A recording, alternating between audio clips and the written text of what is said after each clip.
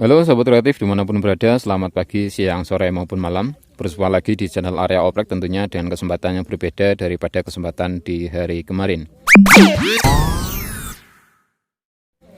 Baik Sobat Kreatif, pada kesempatan video kali ini berhubung kemarin saya sudah membuat video mengenai rekomendasi center untuk mendaki gunung. Sudah saya buatkan videonya, tinggal kamu cari saja. Terus kesempatan kali ini saya akan coba tes road center yang biasanya saya bawa ketika mendaki gunung, dan dari kelima center kemarin yang sudah saya review atau saya rekomendasikan, akan sekalian coba saya tes road semuanya, tapi bergantian ya, kalau rame-rame nanti dikira kayak di Indomaret. Jadi untuk yang pertama di sini saya akan mereview center tenda. Yang saya gunakan adalah center Viral 520A yang sudah sedikit saya oprek di bagian LED depannya. Ini untuk bagian LED depannya saya ganti menggunakan LED HPL yang 5 watt warna kuning. Ini 3000 Kelvinan lah, kuning seperti ini. Karena ini memiliki fitur step down dan untuk baterainya sudah saya ganti. Jadi ketika sudah dinyalakan cukup lama, maka untuk cahayanya itu akan menurun dengan sendirinya. Sehingga ini cukup menghemat di bagian baterainya. Selain itu untuk LED-nya itu kan di bagian samping ini ada LED juga. Jadi misalkan untuk bagian ini kurang terang, karena memang untuk bagian LED depannya itu saya redupkan sedikit. Untuk bagian transistor pengatur tegangan saya perbesar sehingga cahayanya itu menjadi redup, karena kalau di tenda itu kan nggak butuh yang terlalu terang ya sahabat kreatif. Misalkan ini kurang terang ya, atau ingin mencari barang tapi nggak terlalu kelihat, atau karena memang nggak suka, ada yang nggak suka warna kuning, jadi ini bisa diganti modenya di LED yang bagian samping. Nah seperti ini. Jadi ini sudah sangat terang ketika di dalam tenda. Untuk cahayanya seperti ini sahabat kreatif. Jadi bila mana kamu suka mendaki gunung dan mencari rekomendasi center, alangkah baiknya kamu tonton video ini ya sahabat kreatif. Dan bila mana nantinya video ini bermanfaat, silahkan di subscribe saja agar kamu tidak ketinggalan video kreatif lainnya. Ini untuk center tendanya atau lampu tenda. Sebenarnya sih nggak harus center seperti ini ya, tapi ini yang biasanya saya bawa gitu loh. Ini untuk yang pertama. Terus yang kedua, di sini saya itu ada Boruid D10. Nah ini untuk senternya seperti ini, Boruid D10. Ini cukup kecil, nggak terlalu berat, dan ini sudah memiliki fitur waterproof. Meskipun ini bukan senter selam ya sahabat kreatif, karena ini sudah saya coba sebelumnya, itu sudah saya coba rendam selama setengah jam di air kedalaman 1 meter. Terus sambil dinyalakan ya, sambil dinyalakan itu masih bisa bertahan. Jadi kenapa saya suka center Boruid D10, karena memang yang pertama itu tahan air, terus yang kedua memiliki 8 mode. Kalau dari klaim pabrikannya itu 6 mode, tapi setelah saya sering menggunakan center Boruid ini ternyata memiliki 8 mode. Terus kenapa Boruid D10? Karena untuk baterainya 18650 itu bisa dilepas pasang, sehingga bila mana punya baterai cadangan maka tidak khawatir untuk center ini kehabisan daya ya sahabat kreatif. Ini biasanya saya gunakan untuk trek, untuk jaraknya itu lumayan jauh ya, meskipun di kamera nggak terlalu terlihat. Ini di mode, mungkin mode ketiganya, mode mediumnya seperti ini ya sahabat kreatif. Ini untuk yang 5 mode pertama. Ini dinyalakan seperti ini, terus ditahan, diklik, ditahan agak lama. Ini cahayanya menjadi redup. Kalau untuk lumennya saya kurang paham. Terus ditahan, diklik dan ditahan lagi untuk cahaya menjadi redup lagi. Nah, ini ketika diklik dan ditahan untuk cahayanya menjadi turbo. Jadi ini dari turbo turun ke high, turun ke medium, turun ke low, turun ke moon. Nah, jadi ini sudah sangat membantu sekali. Biasanya saya ketika di track itu menggunakan cahaya di mode moonnya, karena di mode moon terus di kegelapan pegunungan itu kan cukup pekat ya. Mode moon saja sudah sangat terang. Terus bila mana tracknya itu tidak bisa dijangkau oleh mode moon, kamu bisa merubahnya di mode turbonya seperti ini. Nah, seperti ini. Jadi sudah, ya kalau menurut saya pribadi ini sudah sangat-sangat rekomendasi banget. Terus untuk ini kan tadi 5 ya, baru 5 mode. Terus untuk mode 6, 7, dan 8-nya itu ada mode, kalau nggak salah itu SOS, Turbo, dan SOS tapi yang agak lama. Nah, ini strobonya, ini SOS-nya. Nah, ini adalah mode SOS tapi yang agak lama. Hal ini mungkin bertujuan ketika baterainya sudah drop, terus kamu butuh bantuan, maka untuk SOS ini atau penanda ini bisa digunakan. Jadi untuk Boruid D10 ini memiliki 8 mode ya sahabat kreatif. Ini untuk yang Boruid. Terus untuk yang ketiga adalah senter tangan. Saya biasanya menggunakan Matominco MT35 mini karena untuk cahayanya lumayan terang. Ya memang terang sih, bukan lumayan. Cukup terang, terus baterainya juga bisa multi baterai, bisa menggunakan berapa ya, 26650, terus bisa menggunakan 18650, 21700 bisa apa enggak ya, saya lupa. Jadi bisa dilepas pasang untuk bagian baterainya. Terus untuk jarak sorotnya juga lumayan jauh. Ini ada fitur dimmer sehingga bisa disesuaikan dengan cahaya yang kamu butuhkan. Terus di sini ada lampu indikator di bagian tombolnya berwarna hijau seperti ini, sehingga memudahkan ketika di kegelapan. Ini mode apa jenenge ya, moon ya. Mungkin mode moonnya seperti ini yang paling redup. Ini ketika diklik dan ditahan maka untuk hasilnya seperti ini.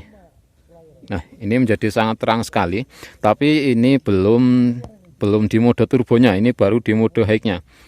Kenapa saya rekomendasikan senter ini? Karena ini sangat membantu ketika di track yang tidak bisa dijangkau oleh senter-senter yang lainnya, misalkan senter kepala Boruid D10 atau senter yang lainnya. Untuk senter Matominco ini bisa menjangkau track yang tidak bisa dijangkau senter lain. Ini untuk mode high-nya. Ketika di mode turbonya kurang lebihnya seperti ini. Nah, seperti ini.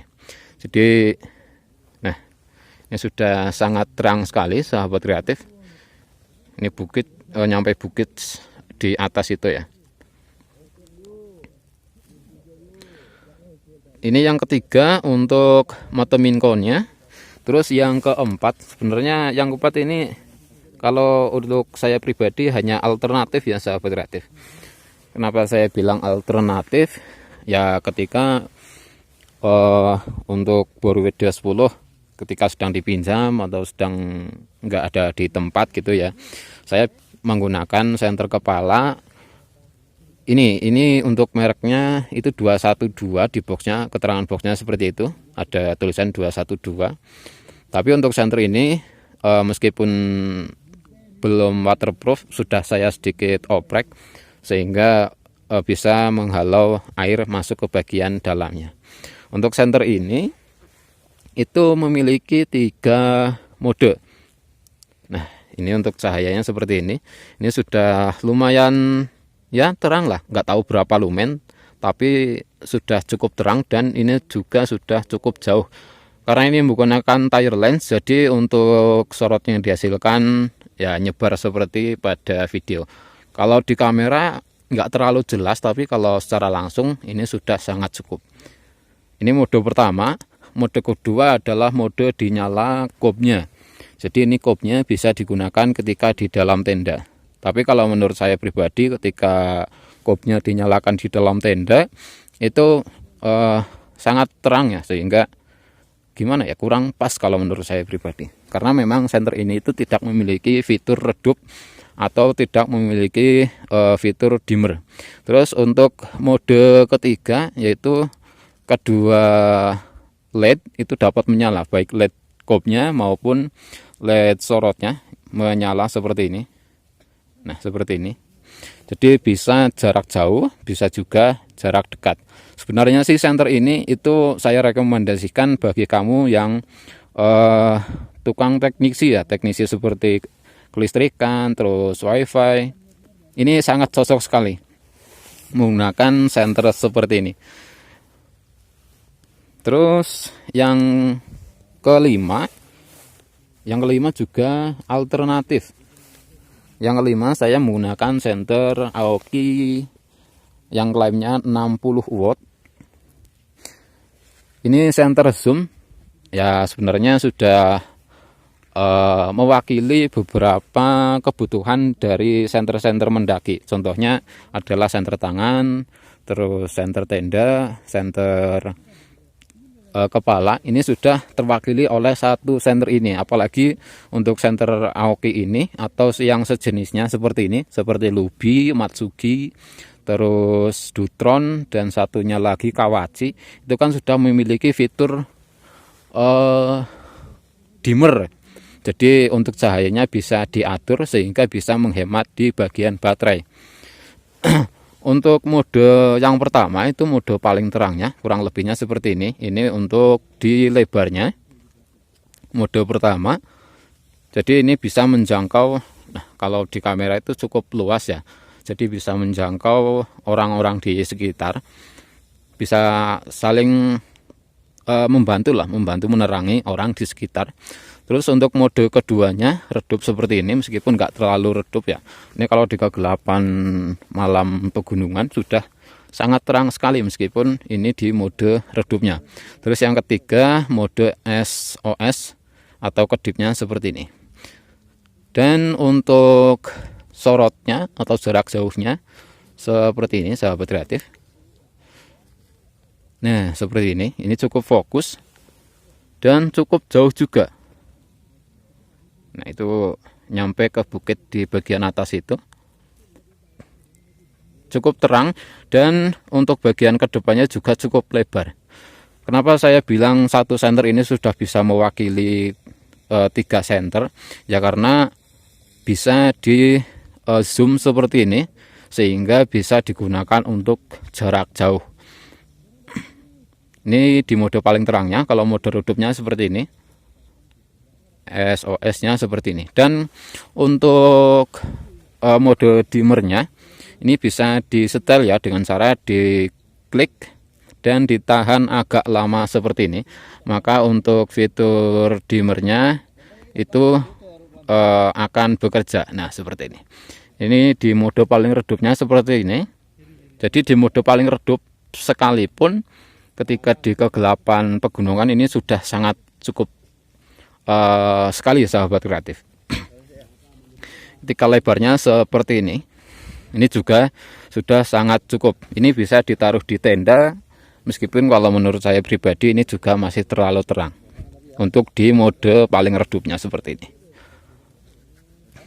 Jadi untuk senter ini, senter zoom seperti ini, itu bisa menghandle misalnya ketika menggunakan di mode lebarnya, untuk jalurnya enggak terlalu kelihatan, kamu bisa mengzoomnya seperti ini sehingga bisa menjangkau trek yang ada di depan kamu sehingga lebih jelas lagi.